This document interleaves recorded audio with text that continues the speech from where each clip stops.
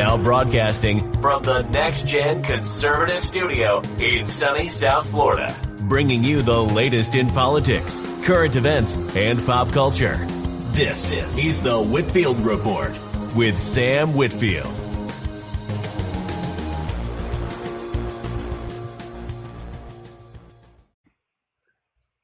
Welcome to the Whitfield Report. I am your host, Sam Whitfield, broadcasting here live exclusively on Odysee.com / the Whitfield Report for our video audience today. So glad to be here, and thanks to everyone who is tuning in to our first live stream.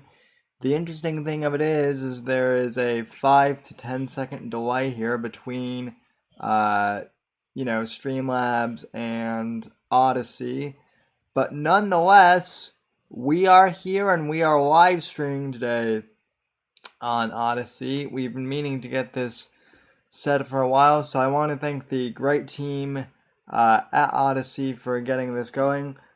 I think out of all of the platforms, competing with YouTube, Odysee is the strongest. They seem to be doing, lots of good stuff.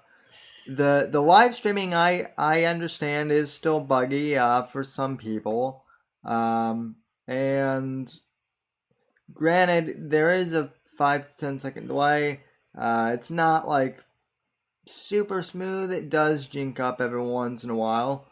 But so far on my end, it appears to be doing pretty good. We don't have anyone in the live chats right now at the moment, but I'm hoping that will change. So to everyone who has tuned in or is watching this in archive, welcome. And I'm going to be kind of explaining why I decided to activate the live streaming and get this going. But first off, contact info as usual. You can follow me on Twitter and Instagram at @SomeDimmer_NDC, hashtag Whitfield Report. Follow me on Gab, Parler, and Minds at Sam Whitfield, Facebook.com / the Whitfield Report, thesamwhitfield.com for all your stuff pertaining, to my blog, all of that stuff. Patreon.com / the Whitfield Report, and Streamlabs.com / the Whitfield Report. And if you are alive and watching this on Odysee, you can send me a super chat too there with the Odysee currency there. And really appreciate you guys tuning in over there. And the audio podcast of this will be available on the feed today. So figured I would kind of do a bonus episode for you guys. But anyway, I want to cover a real quick story here. A couple, actually. One of which kind of pertains as to why I decided to get my butt in gear and get the live stream feature for Odysee going and everything. It has entirely everything to do with YouTube. Breaking news, folks. YouTube has now officially decided that they are going to monetize smaller channels but not pay them, essentially. They are continuing to screw over up-and-coming channels and make it harder for us to gain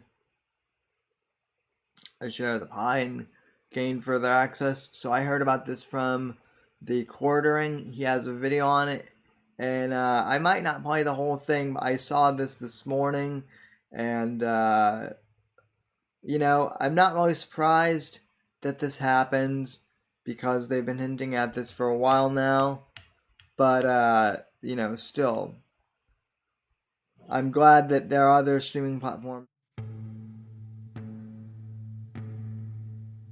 Whoops.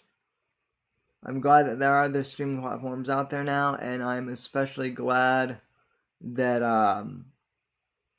Odysee is leading the charge in all of this. So, anyway, so here's the video from the quartering about how YouTube is continuing to screw over creators, and this is a big part of the reason why I'm trying Odysee out now. So let's play this clip.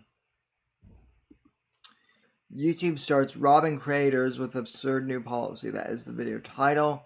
That is from the quartering. Clip number 1, go.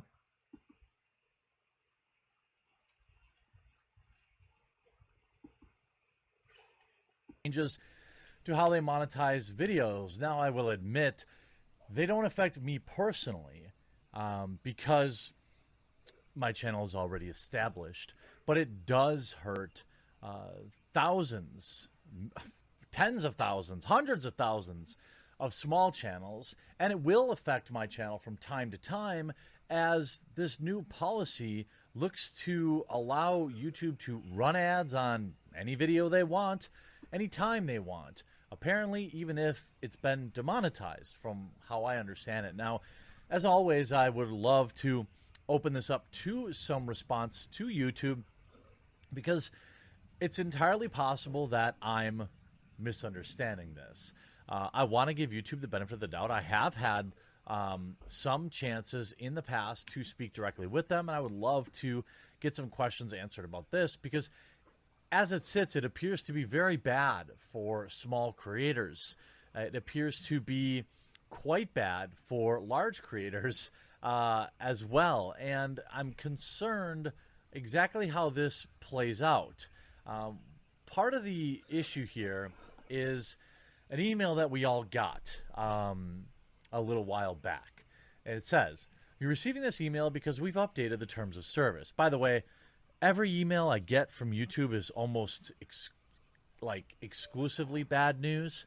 I don't think I can say that I've ever gotten like a great news email. I mean, heck, my Midwestly channel passed 100,000 subscribers 6 months ago, and they still haven't offered me a creator reward for it.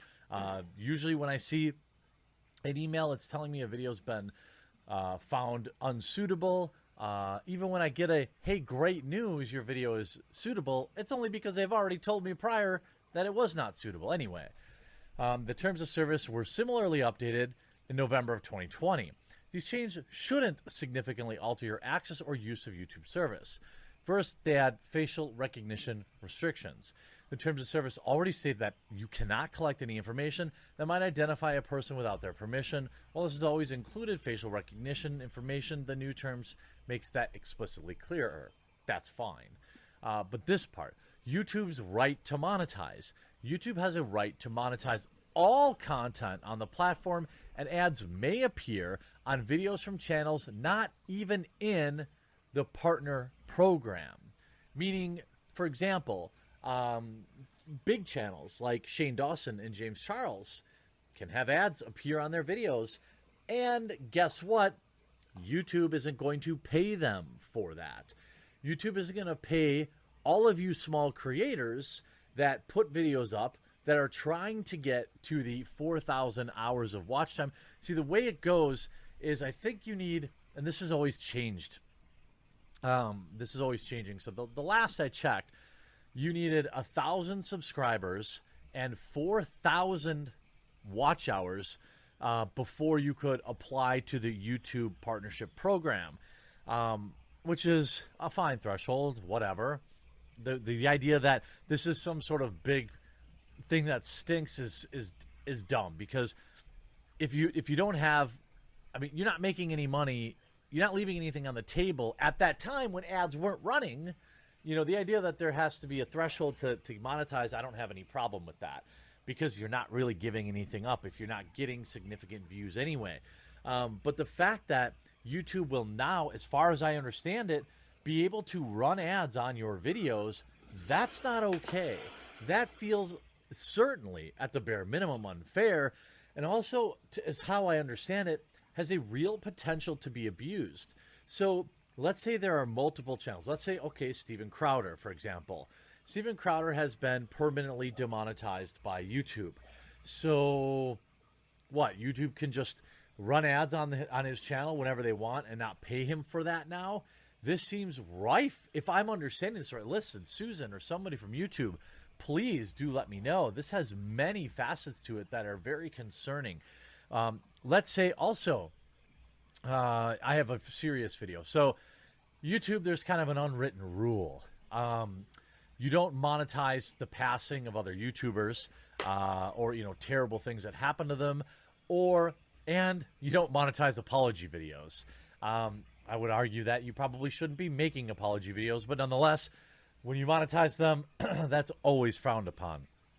My policy on monetizing videos is I monetize every single video. I don't care about this unwritten code because it's hard enough to make it in here. And look, my competition is CNN and Fox News and these places, and they monetize everything all the time. So why should I hold myself to a supreme standard that YouTube doesn't hold them to? YouTube is constantly promoting mainstream media.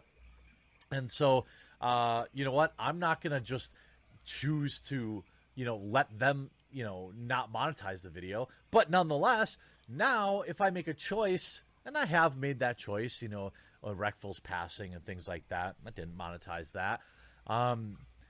Or Stan Lee's passing, obviously that was also not. But if I make the choice to not monetize a video, is YouTube then going to put ads on it? And then am I going to have to face backlash from the community for monetizing it? Are people going to have to come out now and see, and explain themselves? Hey, this video is not monetized. I didn't monetize this video. Are they going to run ads on videos that have been, deemed unsuitable?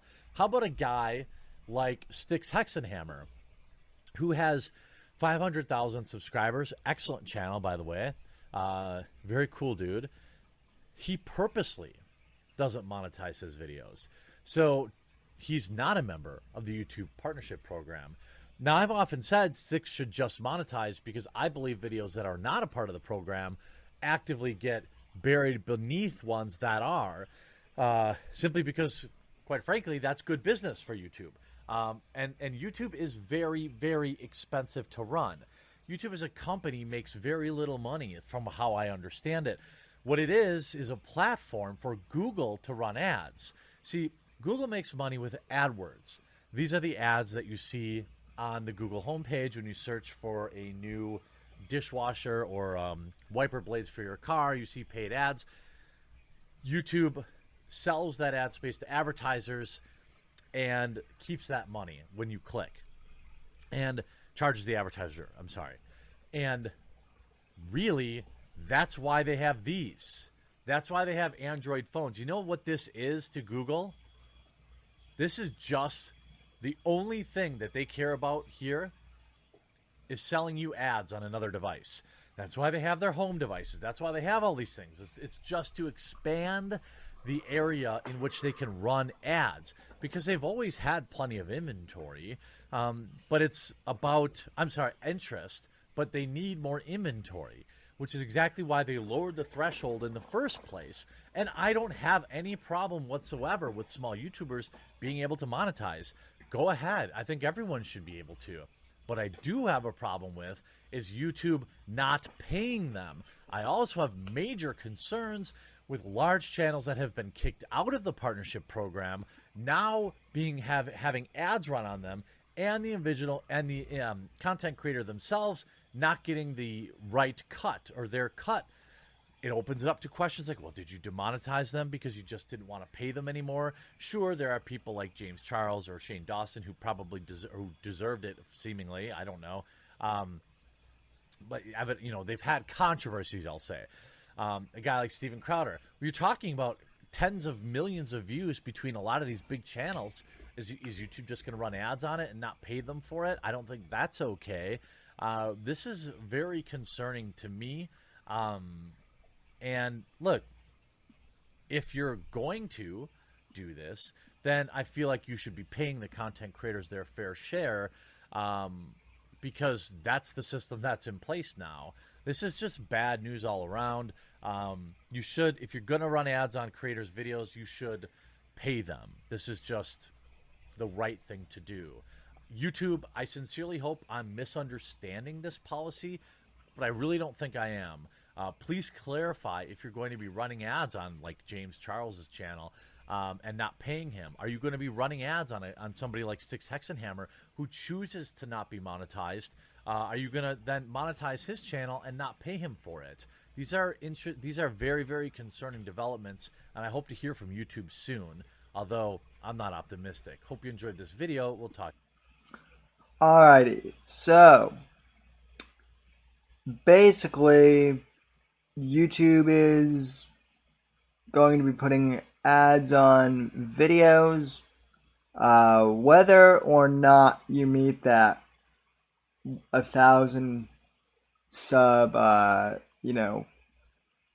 threshold on YouTube or not, whether or not you've met the watch hours. Doesn't matter if you if you're a big YouTuber, small YouTuber, they're going to monetize no matter what for themselves. But if you're under that 1,000 mark, then you don't get any of that ad revenue whatsoever. Now, that to me is what is a bit out there.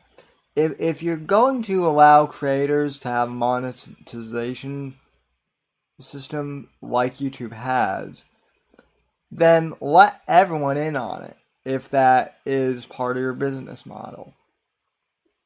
Which, in YouTube's case, it is. Let everyone, in on it who puts out content and creates stuff, or at least give them the option to. This is something that obviously a lot of us have been striving to get to, the 1,000 sub mark. Some people don't care about it. If it weren't for the 1,000 sub requirement to get, monetized, I wouldn't care about it at all either, because, I believe in quality of content over, quantity, and quality of audience members over quantity. And you guys watching and or listening to this are the best audience in podcasting. I've said that forever. I will continue to say that, for as long as I do this. I'm very thankful for everyone who tunes into the show. I'm very thankful for everyone who, continues to support me in all my endeavors, and you guys mean the world to me. I sincerely mean that. With that being said, I want to... This is a labor of love, but it is also something I do want to monetize on here now. And to be honest, at this point, Odysee, from my experience, is looking to be the best way to do that. All my videos, not necessarily the live streams, but just the shorter videos that I've done on YouTube, all get cloned and ported over to Library. They have, or Odysee, they have their own currency. Odysee does their own cryptocurrency, and I've already made some crypto money on my videos on Odysee. I don't know how much it is in US dollars. It might not be that much, but the point is it's already more than I am technically making on YouTube. And I believe the library coin, or the LBC currency, or whatever they're calling it, is at around like 10 cents right now, the last time I checked. So it's a good it is a good deal for creators, to, a good incentive for people to put content there. And so, again, one of the reasons why I'm doing, this move to Odysee. I'm not saying I'm going to quit live streaming on YouTube, because clearly I think YouTube live streaming still does have some advantage. But I'm going to be streaming over here exclusively a lot more now that I have it here on Odysee, and one of the reasons is because of the ability to monetize. And maybe also to, do Pop Culture Thursdays on here. And maybe talk about some, content on here.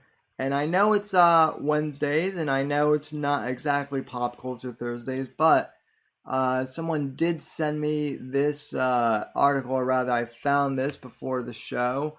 And so I do want to cover this real quick, because I find it very interesting. Just kind of a funny, celeb story, if it will. But a month after attempting to cancel a yogurt shop, Demi Lovato now claims to be non-binary. This is for you, Matt. So thanks to my friend on Twitter, Matt, aka BlissFan, for making me aware of this. So this article is from Bounding Into Comics, and let's see here. Actor Demi Lovato recently posted a video where the actor claims to be non-binary and instructs people to now use they/them pronouns. Let's see. The video comes a month after Lovato attempted to cancel a yogurt shop, The Big Chill, in Los Angeles, California, because the actor was upset that she had to walk past tons of free cookies, other diet foods before you get to the counter. She wanted to claim the shop was using harmful messaging and labeled them diet culture vultures. The Big Chill did not take Lovato's attack lying down. They responded, "We cater to all our customers' needs for the past 36 years. We're sorry you found this offensive. We carry items for diabetics, celiac disease, vegans, and of course have many indulgent items as well." Lovato would then go on the attack saying, "Your service was terrible," she continued. "The whole thing was triggering and awful. You can carry things for other people while also caring for another percentage of your customers who struggle daily just to even step foot in your store." Oh, for crying out loud. The actor then added, "You can find ways to provide an environment for people with different needs, including eating disorders, one of the deadliest mental illnesses, only second to opioid. Don't make excuses. Just do better. Just do better." Oh, for crying out loud. This, if it weren't so pathetic, it would be funny. Demi Lovato, granted, I don't know much about her, other than what Sandwich calls her a crack whore. Or wait, no, I think that's Lana Del Rey that Sandwich calls a crack whore. But, Demi Lovato, Lana Del Rey, they both, this is an example of, this actor, she makes millions of dollars, right? She's around my age, maybe a little older, maybe a little younger. I don't pay attention to her very much, admittedly. But she makes millions of dollars. And yet she is, she's having this mental crisis, this mental breakdown over over a store and them not wanting to cater to her. I don't understand this. I don't I mean, I'm a normal person, so obviously I don't get this, but still, the outrage over this is just, it's sad and pathetic. It really is. Let's see. Not bad looking. I will admit that. She's not hard to look at, but a little flat-chested for my opinion. Sorry. Just being honest. Yeah.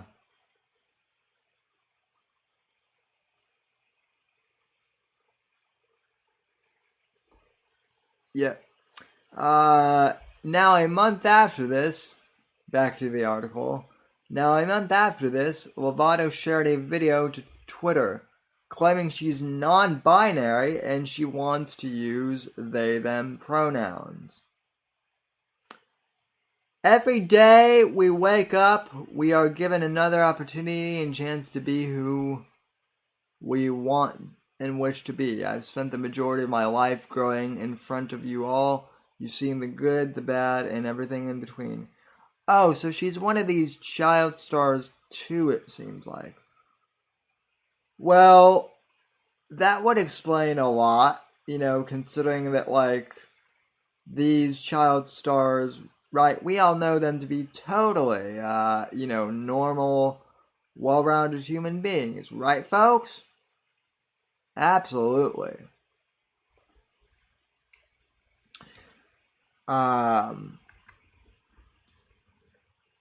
to the article. She states, that's Demi Lovato, living in the fourth dimension means existing consciously in both time and space. But for me, it means having conversations that transcend the typical discourse. I want to take this moment to share something very personal with you. Lovato continues. Over the past year and a half, I've been doing some healing and self-reflective work. And through this work, I've had the revelation that I identify as non-binary. With that said, I'll officially be changing my pronouns to they, them. The actor then added, I feel that this best represents the fluidity I feel in my gender expression and allows me to feel most authentic and true to the person I both know I am and still am discovering. In a subsequent tweet, Lovato wrote, not only has my life been a journey for myself, I was also living for those on the other side of the camera. Well, I want to bring something up real quick because I'm not saying that Demi Lovato is of sound mind, and of course, I'm actually saying the opposite. She's clearly not. She clearly has issues of her own, and this is clearly a problem for her.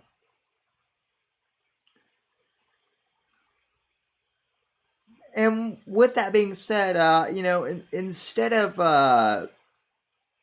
just saying, oh, one day I woke up and I decided to be non-binary. Like I said, she's a child star. She's a child actress. Yes, I said actress, not actor. But,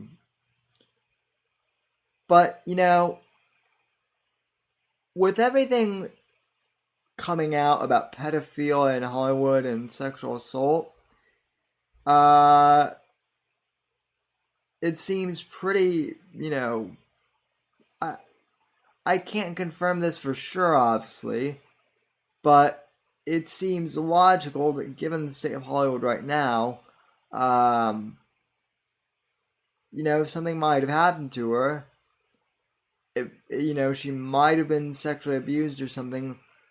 But, even if she wasn't, the stress that's put on a lot of child actors and actresses tends to make them crack at an early age. And so I would not be surprised at all, ladies and gentlemen, if she just cracked under the pressure one day and, flipped the switch and said, nope, I'm non-binary now, because that's what this seems to be reflecting. Alright, back to the article. In another tweet, the actor wrote, "Today is the day I'm so happy to share more of my life with you all. I'm proud to know that I identify," okay, read that one. Yeah. They, them, okay. This has come after a lot of healing. I'm still learning and coming into myself. Let's see. I'm sharing a new level of vulnerability. Let's see. Okay. I love this. I love when Hollywood people do this. She made this tweet. "I'm doing this for those out there that haven't been able to share who they truly are with their loved ones. Please keep living in your truths and know I'm sending so much love your way. Hugs and kisses." Right, so she's claiming to do this for her fans, right? Not at all for, her own narcissistic, goals at all, right? That would just be, horrible business if she were, to do that. That wouldn't reflect well at all. But, folks, these are the times we're, living in now. People are changing their, people are changing their genders. Literally, for fame. And changing their sexuality because it's trendy. There, I said it. I believe that this is a trend in pop culture. What happened to just being gay or being a lesbian? Right? When I was a teenager, which granted wasn't even that long ago. I was a teenager just over a decade ago. Right? There was the big thing for, gay and lesbian acceptance, and, that was a big thing in the culture war. And to be honest, you know what? As long as you're not shoving it in my face, I don't really care, if you're gay, straight, whatever. But the one thing that always has kind of weirded me out is this whole non-binary thing. I mean, I get that you may be gay or, lesbian or straight or what have you, but to refuse your sex, your gender that you were born with, that's just a whole nother level of weirdness that is just weird. Honestly, there's no other way to put it. And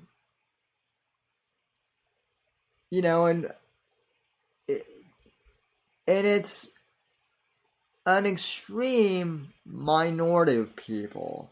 It's less than 1% of the population. At this point, the non-binary crowd is. I mean, it's a trend, folks. It really is. But, Hollywood and the media and, celebrity, and they're going to keep pushing this narrative. And, that'll be,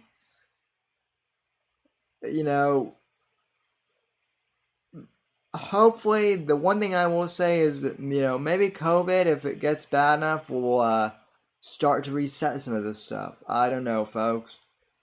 But anyway, folks, that was just your little, pop culture bit for today as well.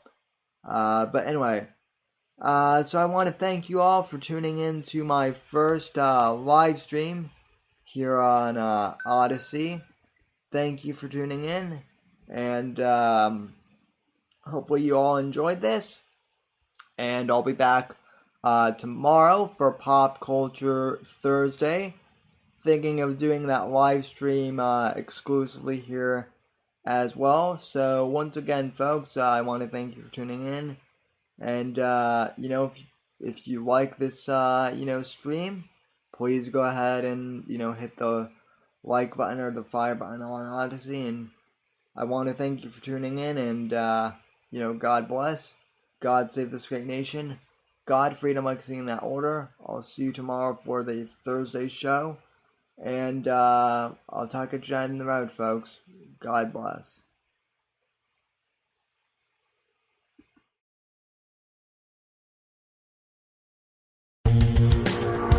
Thanks for listening to The Whitfield Report on the NGC Network.